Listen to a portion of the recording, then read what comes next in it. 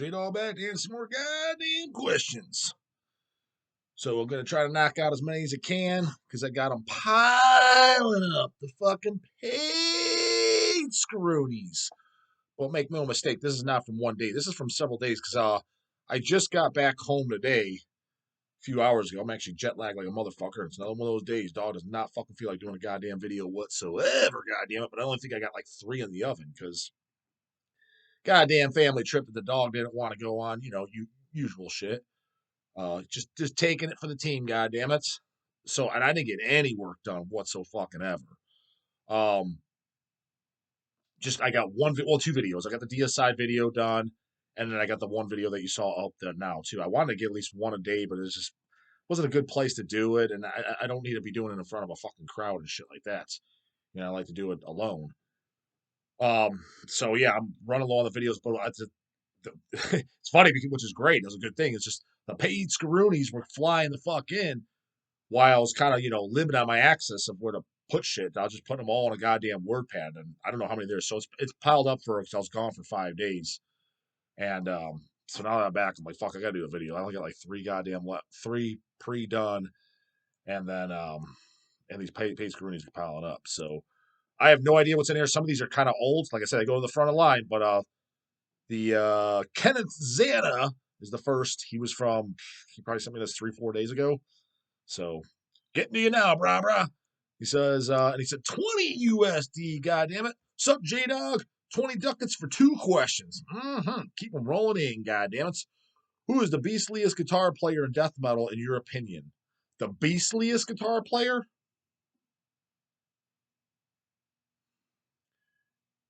Dude, I gotta say, I think fucking Moises from Christian's up there. I mean, he definitely fucking, especially on those early albums, like the guitar solos on Black Forest Domain and shit are fucking just incredible. Gene, how you pronounce? I can never pronounce his goddamn last name. I think I said in the interview with him too. Pabluki or I don't even think I asked him, but I can never pronounce the goddamn thing. But you know what I'm talking about. Gene from Angel Corpse, Malefic Throne, Perdition Temple, Blasphemous fucking Royalties. There's just a shitload of bands, right? Um, I would have to say him. Very, very good. Just bands like that, like Moises and Gene. It's that fucking. It's very obviously inspired by Morbid Angel, but just trying to take it to the next level without coming across again as noise, though. They're taking it more extreme, but still writing good, memorable shit. So, I'm trying to think, is there anybody else that kind of like off the top of my head? The first of the original of all, like I said, would have to be goddamn Trey Azagoth. But I think as just far as beastliness, like you're putting in there, I think like someone like Moises topped him. I don't know if that makes him better. I don't know if that means that I like his guitar solos more than Trey's. I'm not saying that. I'm just saying as far as pure intensity. And I remember when seeing him as a kid, because seeing Christian as a kid, the first time I saw them was the year 2000. It was before they did the tour with Cannibal Corpse. So the Conquerors Armageddon. Um, I think it was their second time in the U.S. because people did clarify, and I was like, it didn't make sense. I was like, it makes sense. I had that tour shirt, the Black Forest Domain. They came here when Apocalyptic Revelations came out. They toured for that, but that was before my time. So that was like what, 97? I started going to shows in 98. But when I saw them might have been 99, but I think it was 2000. But the reason why I said Mike, because they did that tour with Cannibal too, and it was soon after. Because in those very early 2000s, I saw Christian multiple times. It was 2 or 3 times minimally at Conquerors Armageddon. Then Ageless Venomous, once that came out, it was once or twice on that. But anyways, what I'm getting at is when I saw them, the 2 main things that stood out about Christian, and it still does, they hold up very, very well, is the goddamn Moises' goddamn guitar solos and the drums. You're just like, holy shit. Um, so I would have to say that. And the reason I bring up Gene as well, because especially on that Angel Corpse shit, man. Like I remember when I saw Angel Corpse, actually, ironically enough, the show was, if I'm not mistaken, because I get mistaken with all the bands that play together. I think it was the year 2000, 2001. It was Angel Corpse, Christian, Satiricon, and Immortal. I could be mistaken on Immortal with Satyricon. Maybe it was Satyricon, Christian, and Angel Corpse, and Immortal was a different show, but Coltron. But I think it was the four of those together. Um, and Angel Corpse, I just recently got into them. I remember all I owned was Hammer of Gods. I bought that from Brian's Baxter's shop, like maybe the month or so prior, because I knew they were coming, and heard Brian and them talking about Angel Corpse, how they're fucking sick shit, brah. And the drummer of the band Morgue from France, Jean Pierre, he was the guy that spoke the most English at the time. Now you got Cougar who lives here. He speaks really good English. But when they all moved here, the Moore guys, they didn't really speak any English. They lived here for a while. It was Max, Cougar, and Jean Pierre. So we talked to Jean Pierre the most because he spoke the most English. Jean Pierre was the drummer of Morgue, and I remember him saying that his favorite band's Angel Corpse. Angel Corpse, holy shit, it's fucking amazing. So you gotta check out Angel Corpse, right, brah? I did. Picked up Hammer of Gods the month. They're coming to town, so I want to brush up some of the tunes. I really liked the album, and then saw them live, and I was like, holy fuck, thought that was even better. And I picked up The Inexorable, that was the album at the time, there. And then I remember taking that home, and I was like, this is even fucking better than Hammer of Gods. And then about a few months after that is when I picked up Exterminate. So, but I remember that specifically standing out for guitar players. So when you say Beastliest, that's who pops in my mind for those goddamn reasons. Somebody's gonna come in here and say something fucking stupid, so go right the fuck ahead. He says, I'm not talking about who is a guitar wizard. I mean, who writes the heaviest, most brutal, and catchy guitar riffs. Um, Catchiest fucking riffs. I mean, Deathmetal and as far as Beastliest. Fuck, I don't know, man. I kind of gave you mine as far as catchiness and shit like that. I have to think about that a little bit more, but I don't know. I think I gave a pretty goddamn decent answer. My vote goes to Carl Sanders of Nile. It's not a bad pick, dude. Those first three Niles are fucking phenomenal, dude. Amongst the Catacombs, that's a death metal, a brutal death metal. Clarify, a brutal death metal staple classic. 10 of 10s. And the reason why I say that is because the fucking geezers that come in, fucking Nile. It's like, dude, anyone that doesn't like early Nile, especially amongst the Catacombs, to me, I'm just like, it's geezer alert, burnout, fucking geezer alert. Rare. He likes to push shit. He's the guy that thinks Black Sabbath's the heaviest fucking band. Again, you can argue Black Sabbath's the fucking greatest band, the first metal band ever. It's not fucking heavy, brah. Suck a dick, Tom G. You're wrong. I'm right. Nile's where it's fucking at when it comes to that goddamn shit. When I hear, again, I've said it before, dude. When I hear shit like that, in the metal, I don't like stuff like Nile. We don't stock that. No names mentioned. Don't stock that kind of stuff. You're the push shit, brah. You're in the Bads Boy shit, Grant. I like some push shit too. Again, Motorhead's push shit. I'm sorry, it just is. It's great. I like it. I mean, Don't Need Religion. It's one of my favorite Motorhead song personally. Goddamn, it's not Ace of Spades. It was a good song, but goddamn.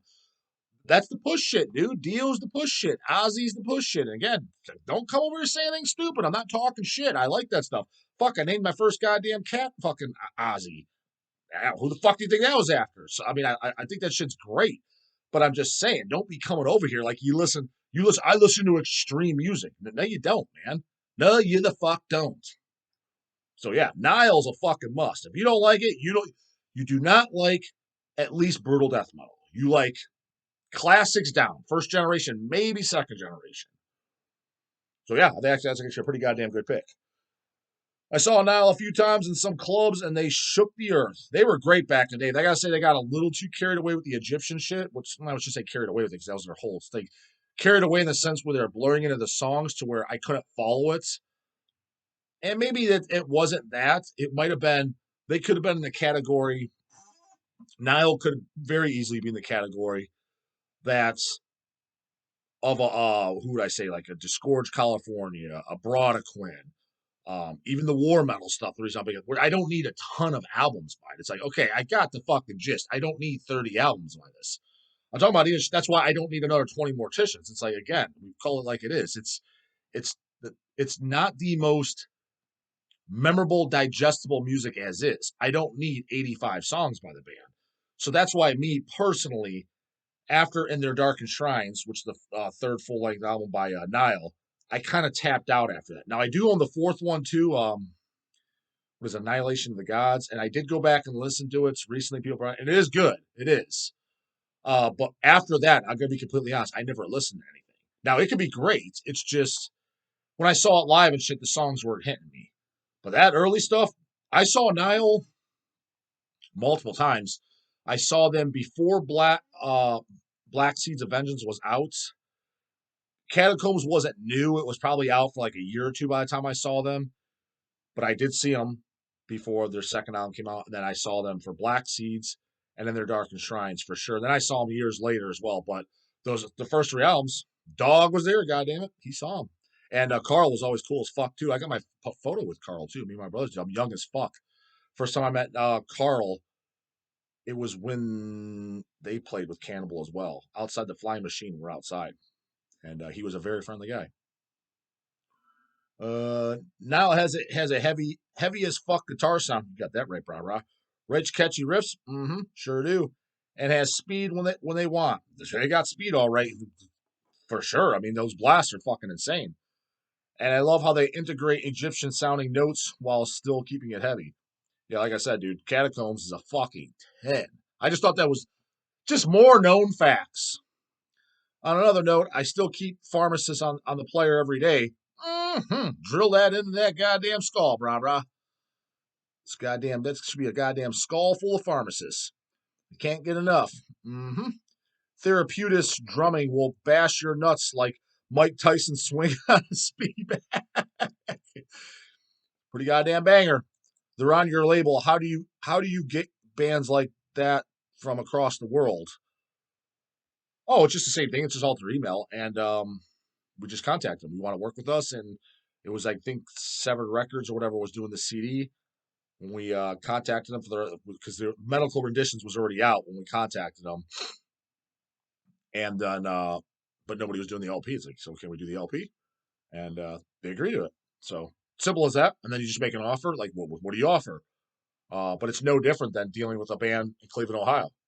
It's just communication by email, and then if you're paying them cash, you just PayPal them it, or if you're sending them copies, they want physical format. Let's say they want 15% of the pressing or whatever it is. That's what they want for his payment. Okay, you put out 500 LPs, send me 15%. So we sent them. Say that was the deal. I don't remember what the deal was, by the way. Each band's a little different. Then we'd send them 75 LPs. Send us your address, brah. It's literally no more complicated than that. How did you find out about them? It was actually Chasey Boy that found out about them. He, I think maybe Bandcamp, somebody sent it to him. I don't know how he stumbled across it, but he emailed it to me. And obviously he knows that I like Carcass a lot. He's like, this is he's like, with him, he's kind of like where I am at with war metal, with Carcass stuff. He likes Carcass, but he's going to probably, politely trash talk it more than I would for that genre, as how war metal, I like some of that, but I trash talk it because that's just not more our fortes. But you like something of it, you know what I mean? But when he hears a Carcass rip off a Carcass, well, this is dumb as hell. Kind of like what I do when I hear another blasphemy. I'm like, Jesus fuck, like we need this. That's why I get it when people like, that's my forte. If your forte is blasphemy and revenge and conquer, I'm like, okay, yeah, you might like this band over me. Me growing up, I was always more into shit like Carcass. But I do get the why someone would be into it. So when he heard that, he's like, this is the best Carcass worship band I've ever heard. And I listened to it. I'm like, holy fuck, this is great. I was like, yeah, just contact him and see if we can work with him.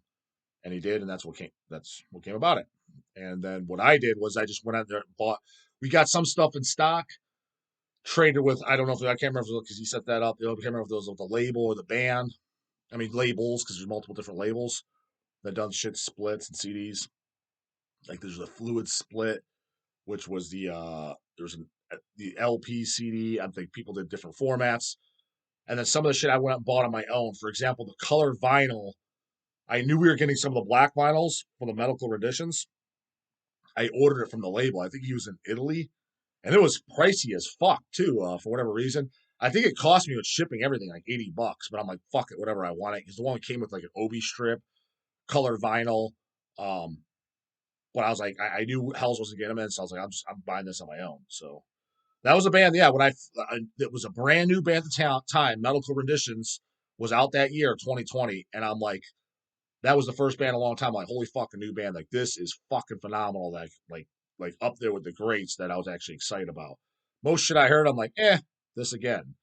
That was, yes, it's Carcass again, but to me, Medical Renditions literally sounded like if Carcass could go on a time machine, scrap necroticism. Granted, I do like that fucking record. I mean, Corporal Jigsaw Quandary is one of the greatest songs ever. But the point being is that's when they started changing. Scrap necroticism up, and like right after Symphonies, the next album that if Carcass put out was Medical Renditions. All the old heads and people would be like, "Fuck yeah, new Carcass is great," because it's literally sounded right where Symphonies picked up, but not ripping off riffs like County Medical Examiners did, which I like that too.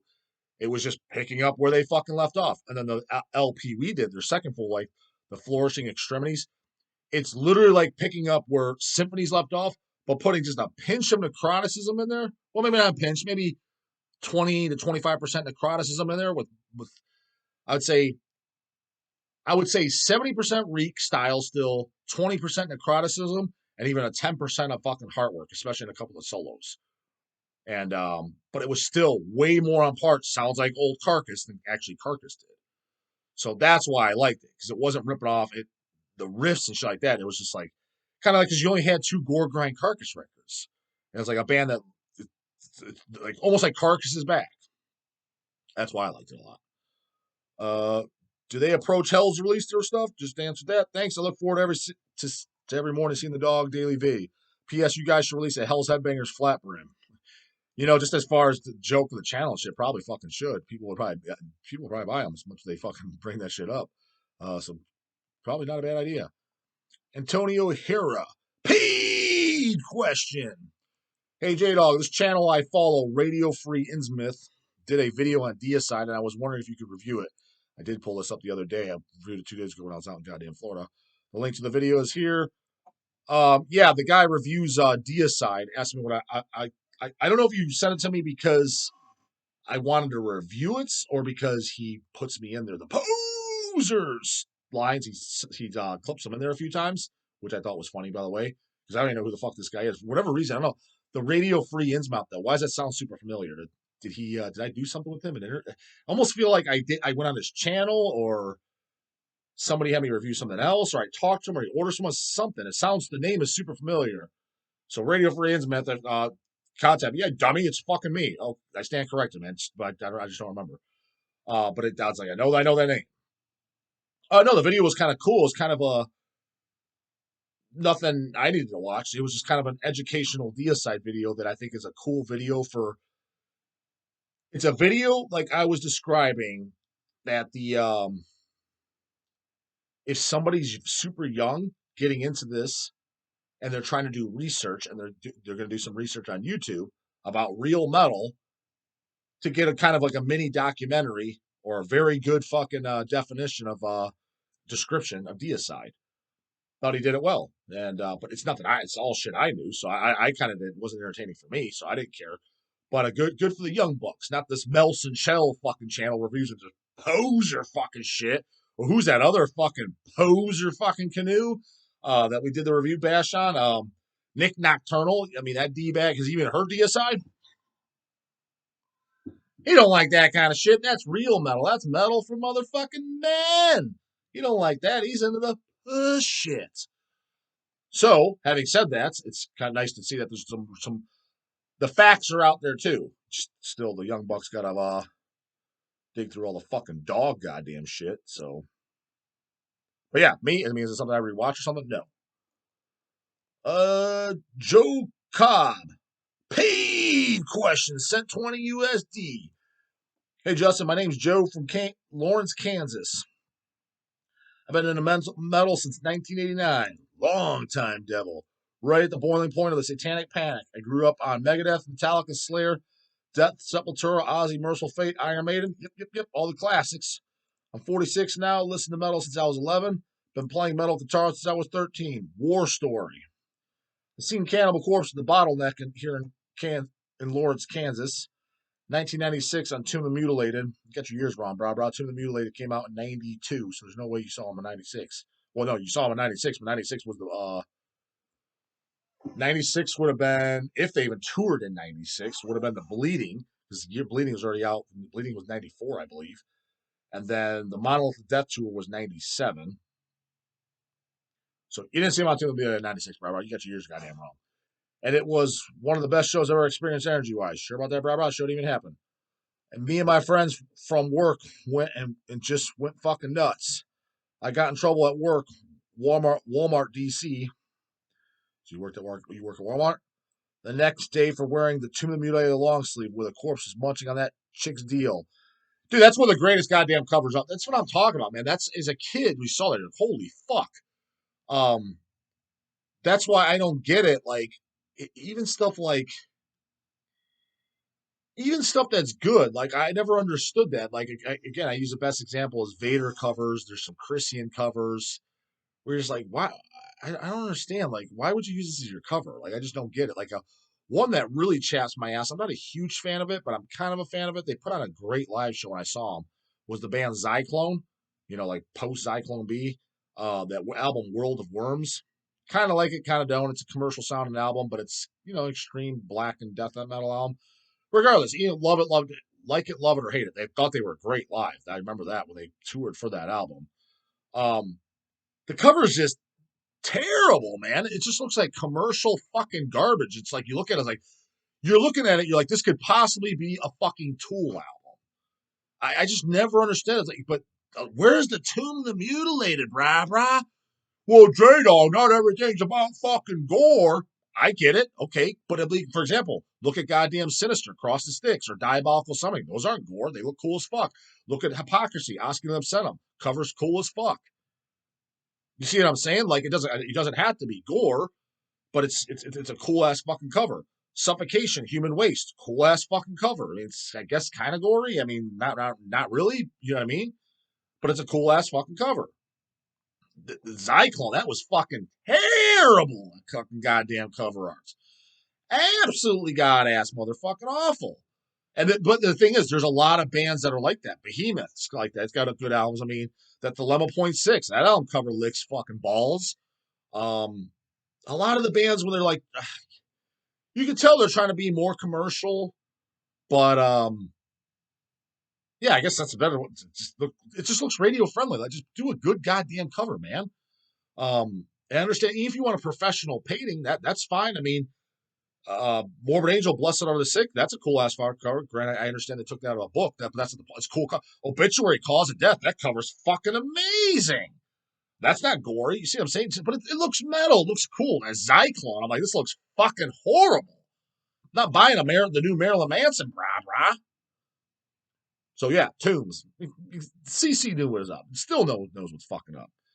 Yeah, my boss was a total fucking Grinch that morning, and I had to turn it inside out or go home. Yeah, what a fucking puss boy. Tell him to turn his fucking pink panty thong inside out. Still a great fucking memory. Just want to say Merry Christmas to you and the Devils. Paid question. What's the craziest energy show you have ever seen where it was just electric? You know what I mean? For me, dude, the first thing I got to say, it wasn't crazy, but when you're saying energy and electric and stood out, and I remember me and Easy E and Sea Dog left there and just thoroughly fucking impressed and talked about on the way home, was the first time, and I've told this story multiple times, seeing Exhumed. And it was in the year 2000 or 2001. Gayhem fucking canceled, and Exhumed played for free. And that was back in the day. When we first saw them, Slaughter Cult wasn't even out yet, but Slaughter Cult came out a few months later. I remember it because they were selling the tour shirts, and I remember the CDs. I remember that was when I first met Matt Harvey, Cole Jones, and then Mike Beams, Bud Burke. They didn't have the CDs. They were talking about it. I think they played a few songs and introduced a new song. Like this is a new song off the new album coming out next month or whatever.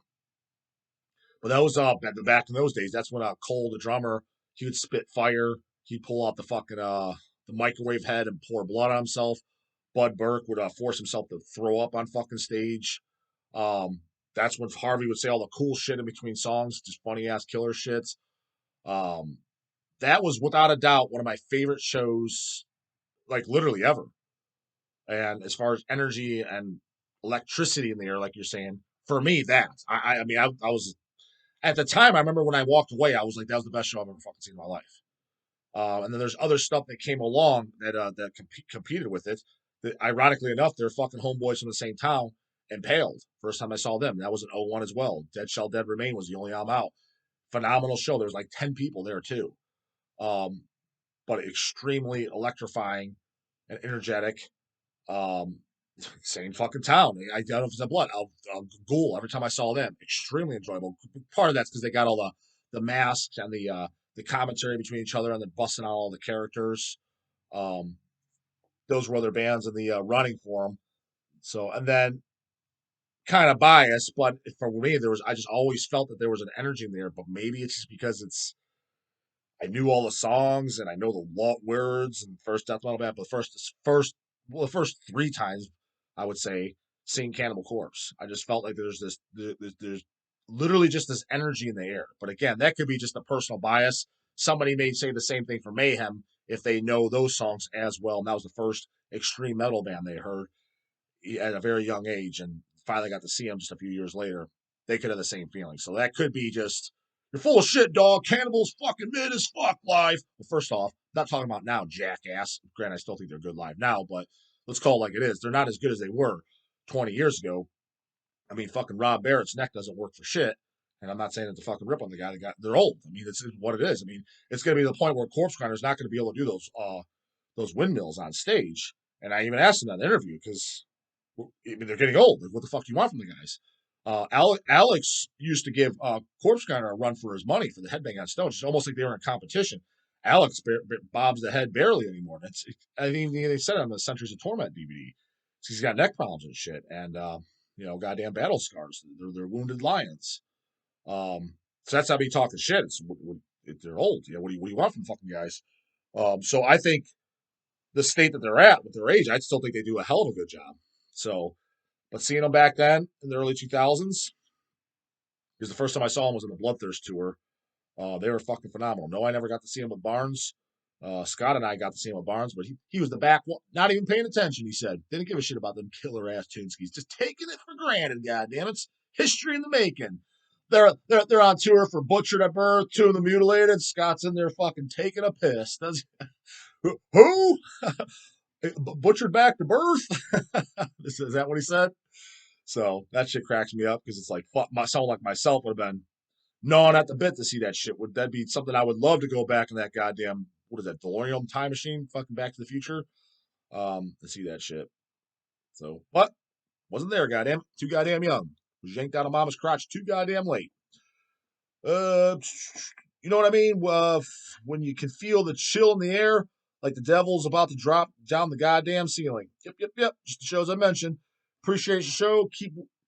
Appreciate your show. Keep doing what you do. I'm sending 20 VI PayPal. This is kind of a double banger memory question. Thanks, bro. You got it, broski. And so that'll knock us. Would I knock out 3 goddamn paid skis? It's about goddamn 30 minutes. So we'll clear out the fucking rest tomorrow. Goddamn it. Comes with synergy to the new. Put the combat's gonna have by the morning. And if you got those paid skis, don't be a dum-dum. It's in the description box. Email.